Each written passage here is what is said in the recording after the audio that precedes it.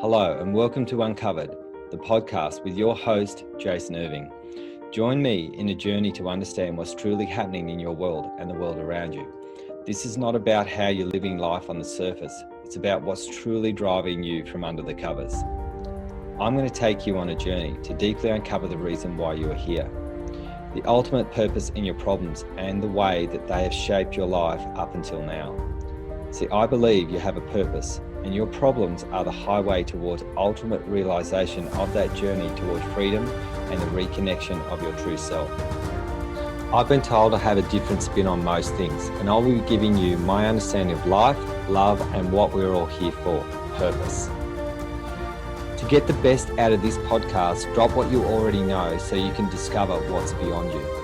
So join me, let's play this game of life and bring on liberation, transformation, and change. Let's do this. Hello Jason, how are you today? I'm pretty good. How are you, Philia? I'm good now as well, thank you. Welcome to Uncovered. We are going to be focusing on doubt today. And how does the world usually look at doubt? Well, I believe doubt is the discovery of brilliant things, right? That's what it's designed to do. And how the world sees it is confusion. We're not really sure where to go. We don't know whether we're good enough. We're wondering if we can apply for that great job. Mm-hmm. We question ourselves when we're in that great job, whether we can actually get the work done. You were in that this morning and you were getting dizzy and 3 breaths, we got you not dizzy. How did that feel? It was amazing. It was funny because I'm just like, I don't even know why I'm so dizzy. I felt like I was completely drunk or something, and then it just went away. Went away in 3 breaths. And sometimes these are the things that happen. This is the magic that happens in our academy. And doubt makes you anxious. It brings a lot of other emotions in. Imagine what this would be if you just doubted yourself in the way that the world sees doubt. You just won't chase that thing. Mm-hmm. You won't give yourself the opportunities that you desire and that you deserve. And look, one thing I know, you who are listening, you have magic, you have a gift, and you have something really to share. And doubt can crush you. It can stop you from living the life that you really want. It will stop you pressing that button. It'll stop you playing that song. It'll stop you walking in that door. And that's what people do. You know, people get coaches and mentors to help breed permission and confidence into people. Mm-hmm. So they can find a way to crush this limiting beliefs around doubt. So when we have that doubt, it's like, I'm not good enough is in your head. I'll never be enough. Someone else is better than me. So we look at other people and we go, oh my God, comparison. Yeah. Right? We look at someone and we say, how can I be like that? So people have said that about me. There's like, how can I be a good mentor when I watch you, Jason, and you can pull people apart in 2 seconds flat? I don't have your gift. And I say, my response back to them is, you have your gift. You do it differently, and let's find your way, not mine. Mm-hmm. And I think doubt is absolutely crushing people in this world. And one thing I know is, if you're a really, really good human, like a really good person, doubt can quite often be your stumbling block. Like, really good people doubt themselves more than the people who have high ambition and are pushing through every barrier, and they've got this sort of bullish arrogance to say, I'm going to get there, I'm going to make it happen. Mm-hmm. And a lot of leaders have that bullish nature, and we wonder why people can't get over the line. You know, not me, I use doubt differently, but we get people who are like, just follow my systems. You're obviously not following my systems, and the reason why people can't follow the systems, or sometimes it just doesn't work for them, is because their psychology is out and doubt's winning over. And so then they can get even more crushed by leaders saying, well, you didn't follow my system, and putting them in their place as opposed to taking the journey forward. Absolutely. So it's really, it just like stops you in your track, and I guess it then leads to regret in the end as well, if you doubted yourself so much that you didn't do the thing and then you don't end up doing it. Yeah, that's right. And look, I've got a great example of this. I did one of my first ever meditations that I wanted to do was a big one, and I've never done big meditations before, so the biggest meditation I've done would have been about maybe 30 or 40 people in it, and that's just a meditation class that I would be running, and I wanted to do a big one. And so I had no idea I created a bulldozer. I ended up with 450 people come to my first ever bigger meditation. Wow. And I absolutely shat myself, and it's actually on YouTube. Is it? Yeah, like the beginning of it, and you can see my face. I remember looking at the crowd and going, what the hell have you done? But then I was just like, Jesus, I better do it. So I did the meditation. I had, as you always get, a person will always say, hey, that wasn't so good. Had so much good feedback. And then I decided to do another big meditation, and I ended up with 150. But my problem was I had 450 and I ended up with 150, so that was 300 people less. So I gave up. I doubted myself and I gave up. And I think now, well, what if I had kept going? How I would be now with people in that room, with 1,000 people most likely, because that was in 2009 that I did that, or 2010, somewhere around there. And that's a while ago. A long time ago, and I just didn't pull my finger out and keep it going. So my doubt crushed me. So I was using the normal doubt that we do. And how do you look at doubt now when it comes up for you? Well, I believe doubt is a great expander. So what it does is it helps you understand what is missing. So when we use doubt in our academy work, it's like finding new things. So when someone tells you something and you've got this doubt whether they're really telling you the truth, and our anxiety levels pop up, which is already on here. I think we've done anxiety, haven't we? Yeah. So we get this doubt comes along, someone goes, I'm not really sure, or we're hearing information from a book and we're like, not really sure whether this is really true. We doubt it. So what's happening in your mind is your doubt is actually giving you a reason to find another way of understanding something. So it creates expansion in your mind. So I used to read books. There was a particular book that I was reading. I won't mention the name. It was talking about emotions. It was leveling emotions as love's good, depression's bad, and all the different emotions in a scale.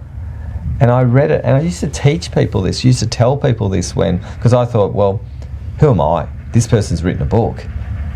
Who am I to actually agree? But my doubt was like, this just doesn't make sense. And then the reason why this emotional component is here is I did it. I was feeling really sad. I was talking to my partner at the time, who happens to be Anya, my wife. We weren't married at the point in time. And I said, I was really sad. She said, can I help you? And then I said, no. And I saw this book, and every single word collapsed into one. And I realised the absolute goal of every single emotion is to accept the emotion that you're in. That was the day I changed my life, because I realised, and then I saw all my old clients, and everyone I was doing that for except for me, and I laughed. I was like, oh my God, you silly fool. You were doing everything for everyone else, and you didn't do it for you. Wow. Yeah, that's a great example. I felt so dumb that day, but laughed, because I was just like, oh my God. Then the doubt showed me that the book information was wrong for me. It was probably right for a whole lot of people who scale emotions. This work does not scale emotions, good or bad, does it? No. It looks at an emotion as an absolute piece of magic, no matter what it is. Find out the distortions, find the good things in the good emotions and the bad emotions when we call them good and bad. Yeah, totally. We don't call them good and bad in the academy, we call them emotions to grow with. So when I got this, my doubt expanded my core understanding of my own truth of how I'd work with thousands and thousands and thousands of people this way, with absolutely no judgment of where they're at. And I knew I was onto something. But I didn't have the courage, right? I didn't have the courage to actually share it. And so that's another thing. I just didn't have that feeling to have the courage to actually share it. So what I started doing is I started sharing it inside, like an insider rule, where I was sharing with my clients information, and I started getting, oh, that makes sense, which is what everyone says to me. That makes sense. That makes sense. And so I started explaining all of these words, and people were like, oh, you're onto something here. Then when I built the academy, I knew I could share stuff in singularly. Then I wanted to share it in a way that maybe a whole bunch of people could understand.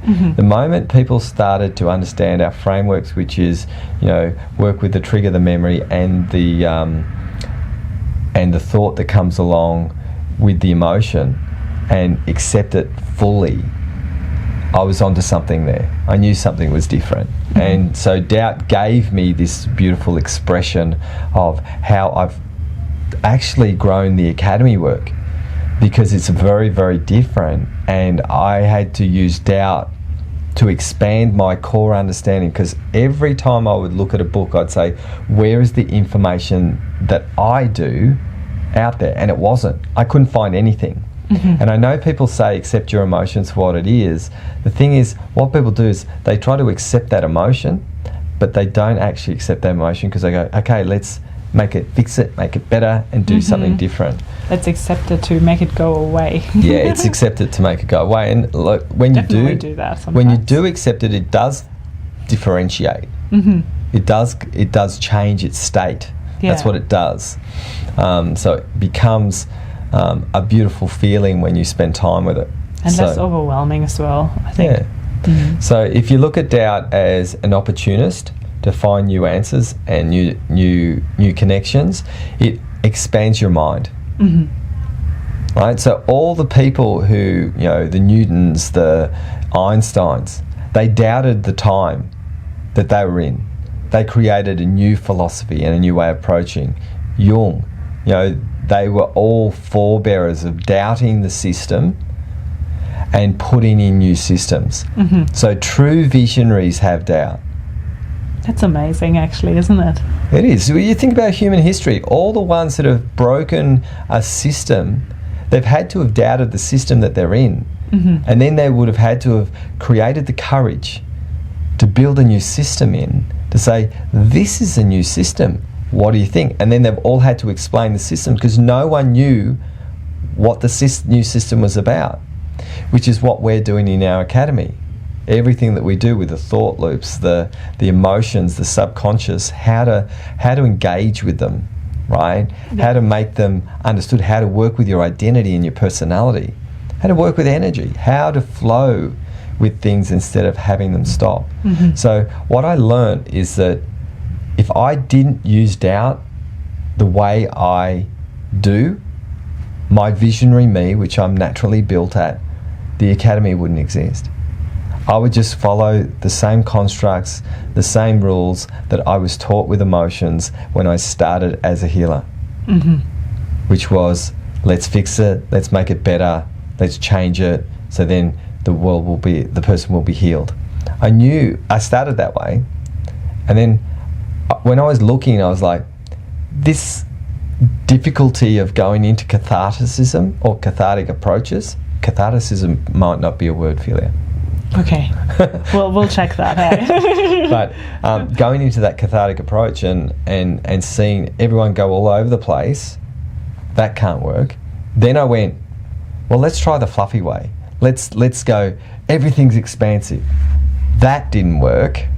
And then I went into my own system. So there was like, go through the heavy way, go through the fluffy angel way. Neither of those were working. So I actually went, let's try and find a way that is going to work quickly without having to externalize something, which is an angel or a fairy or whatever, to make it better, or somebody else. How could we do something that we could use something to create a framework that would create an inner connection to self? And doubt, when I feel it and when I ask it to enter old way, I crush myself. When I ask it to enter new way, it's like, we'll find a way, and it's unique, and it's going to be brilliant. So that's what you do now when you feel doubt. Yeah. So at the moment, we're working on getting people into the academy, exposing it, right? And we're doing all of these things. We're trying all of these things. There's all of these people saying, do this, do that, do this. It works. And like everybody, sometimes that stuff just doesn't work. Mm-hmm. And we are finding the way that's going to work for us. Yeah. Just like everything. And sometimes when you can doubt and say, well, maybe this is not working, but you see me, don't you? You see me go into the old way sometimes. And then you say, okay, let's find a way, let's make it work, let's try this, let's try that. Mm-hmm. And we'll find a system that we can share that is actually going to work and create a really squeaky clean system for the academy members and for us. So then we can show a great way to market, without being pushy, and holding that authenticity, without putting grandiose statements that are not necessarily true, which is a lot of marketing right now. Mm-hmm. How do we do this, right? So I'm looking at that and trying to find a way, and we will. Yeah. And it's really cool because people just come and find me. That's what I always know. People will search me out, and it's been like that all my life. So why do they search me out? Because you're different. Because I'm different, right? And that's the reason. So doubt is the differentiation in your mind that gives you your uniqueness, that has a blueprint of sharing in this world. If you use doubt that way, your blueprint, your uniqueness, your ability to share your magic will come out of doubt. Then you'll be able to change your life. Amazing. I think that's a great way to close this conversation for today. Thank you so much for talking to us about doubt. Yeah. And any last comments you want to leave? Yeah, so look, if you've got any, if you want to like and review this podcast, I'd love you to share this for people who have that crushing based doubt, getting a different spin, different opinion. If you want to see this, www.wellnessbreakthroughacademypodcast.com is a video of this podcast on there. I would love it if you could share this with someone who really, really needs it though, because look, I think doubt is the opportunity. Bring your uniqueness to the table, make your life happen, and uncover the magic of your soul. Thanks so much for listening. Thanks, Jace.